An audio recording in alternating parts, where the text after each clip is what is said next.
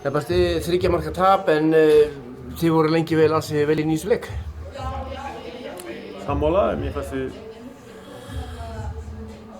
við ástandið á liðinu, já, þá fannst mér þetta stórkostleg frammistaða í dag. Góð byrjun, 4-0, missið það að vísu fljótlega niður en já, þið brotnið aldrei svona þannig lagað. Nei, við gerum það aldrei. Við sem sagt erum að spila hér að mikið veikindi í hópnum eins og og ég fannst við veita Stjörnunni hérna sem með langbreiðasta leikmannahóp landsins, frábæra leikmenn í öllum stöðum, sinnum 2.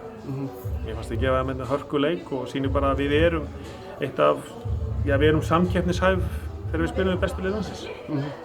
Hvað fannst þið kannski vant upp á að næðu þessu 3 marka fórskotið þarna í lokin? Já, við vorum í dauðafæri til þess að stela þessum leik. Það er náttúrulega mikil leikreynsla í Stjörnuliðinu, Rakel Dögg Solla og Rakel Dögg og sérstaklega Solla fór mjög illa með okkur síðustu 10 mínúturnar, Sólveig. Þetta er bara ákveðin leikreynsla sem að kannski okkur vantar og á mikilvægum augnablikum í leiknum þegar er hún að spæna okkur upp þarna í lokin og náttúrulega annað líka sem spilar inn í. Ég meina við erum að klikka dauðafærum á sama tíma og svona, þannig að það er smáatriði enn og aftur. Fannst þið vantaði jafnvel upp á varnarleikinn? Vörn og markvörslu? Maður vill alltaf meira, sjálfsögðu. Það er ekkert grín að spila vörn á móti þessari Stjörnu. Það er ógn í öllum stöðum. Það eru með innleysingar óvæntar, það eru með góða línumenn sem kunna blokkir að stoppa hreyfingu varnarinnar, það eru með skotmenn í öllum stöðum, það eru með leikmenn sem geta farið 1 á 1. Það er svolítið snúið að spila góðan varnarleik á Stjörnuna.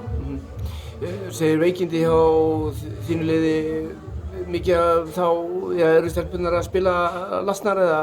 Já, það er búið að vera að stakka sér niður flensa í liði hjá okkur en þú kvartar ekkert á meðan við getum mætt til leiks. Framhaldið? Það er bjartsýnn. Mér finnst við vera eins og ég hef búinn að segja í viðtölum áður í vetur þá er Stjarnan hingað til búið að vera svona eina liði sem við höfum ekki verið í hörkuleik við.